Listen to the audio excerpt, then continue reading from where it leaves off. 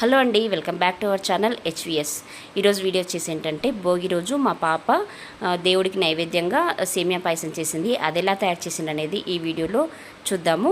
అయితే మామూలుగా మా పాప ఫస్ట్ టైం చేయడం ఇది. కొలతల ప్రకారం చేస్తుంది కాబట్టి ఈజీగా చేయొచ్చు, ఎవరైనా చేయొచ్చు. సింపుల్ వేలో ఎలా తయారు చేసుకోవాలి. సేమియా పాయసం అంటే చాలా వరకు ముద్ద ముద్దగా అవడము ఎలా అంటే అలా అవుతుంది. ఇలా చేసుకోండి, చాలా సింపుల్గా రెడీ చేసేసుకోవచ్చు. ఒక గిన్నె తీసుకొని అందులో ఒక 2 గ్లాసెస్ వరకు వాటర్ తీసుకోవాలి. ఒక గ్లాస్ సేమియా పాయసంకి ఇది సేమియాకి ఇది లెక్క చెప్తున్నాను. స్టవ్ ఆన్ చేసుకొని స్టవ్ పైన అది గిన్నె పెట్టేసి అది వాటర్ అనేది బాయిల్ చేసుకోవాలండి. చాలా సింపుల్గా చేసుకోవచ్చు. సిరాపురి కూడా మా పాప బాగా చేస్తుంది, అది కూడా ఒకసారి ఖచ్చితంగా వీడియో పెడతాను.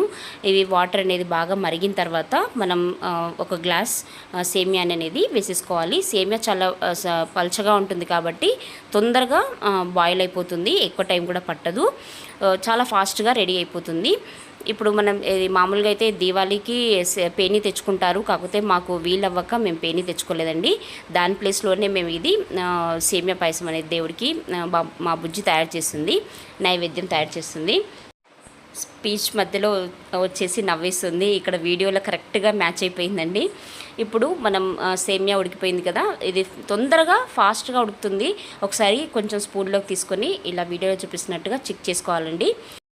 ఇలా వేలుతో తించితే విరిగిపోతే సరిపోతుందండి, ఎక్కువగా అవసరం లేదు. ఎందుకంటే మళ్ళీ మనం వీటిని పాలల్లో కూడా వేసి ఉడికించుకోవాలి. ఇప్పుడు స్టవ్ ఆఫ్ చేసేసుకొని అది కొద్దిగా సేమియా అనేది కొద్దిగా చల్లారిపోవాలండి.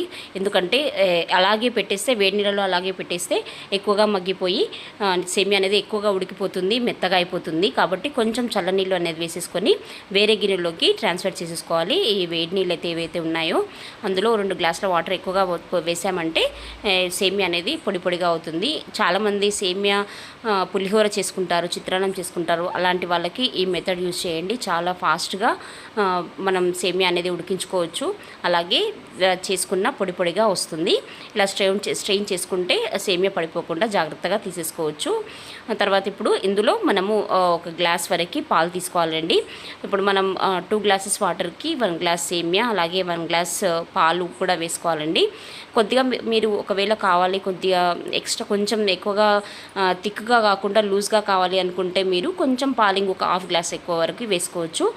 డైరెక్ట్గా మనం పాలల్లో వేసి ఉడికించుకోవచ్చు. లేదు ఎందుకంటే పిల్లలకి కొంచెం అటు ఇటు అవ్వకుండా పాలలో తొందరగా ఉడకదు.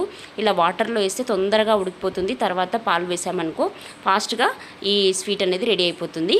ఇప్పుడు మనం బాయిల్ చేసాం కదండి, ఒక 2 to 3 మినిట్స్ వరకు బాయిల్ చేసేస్తే చక్కగా సేమియా అనేది పర్ఫెక్ట్గా ఉడికిపోతుంది. తర్వాత మేము ఇక్కడ వచ్చేసి స్వీట్ ఎక్కువగా ఇష్టపడే వాళ్ళు ఒక గ్లాస్కి 1 గ్లాస్ షుగర్ పడుతుంది. లేదు అంటే మేమైతే 3/4 వరకు షుగర్ వేసేసుకున్నాము.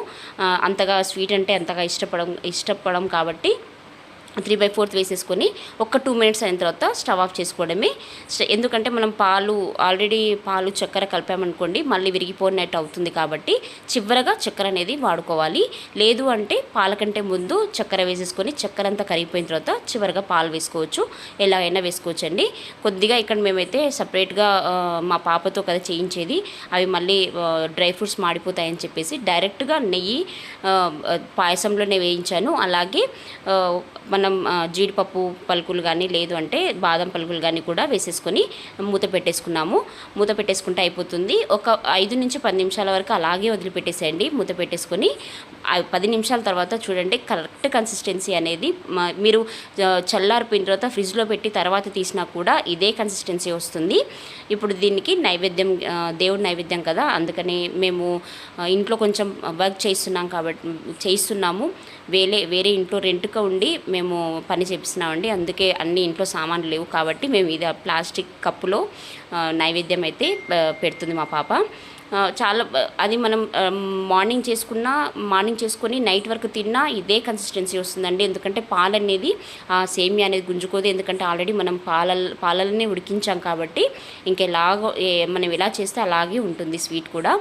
ఎందుకంటే చాలామంది సేమియా పాయసం చేస్తే అది 2 hours 3 hours గట్టిగా అయిపోయి మనం సిరాపురి మాదిరి అవుతుంది. అలా కాకుండా ఇలా ట్రై చేయండి. Thank you.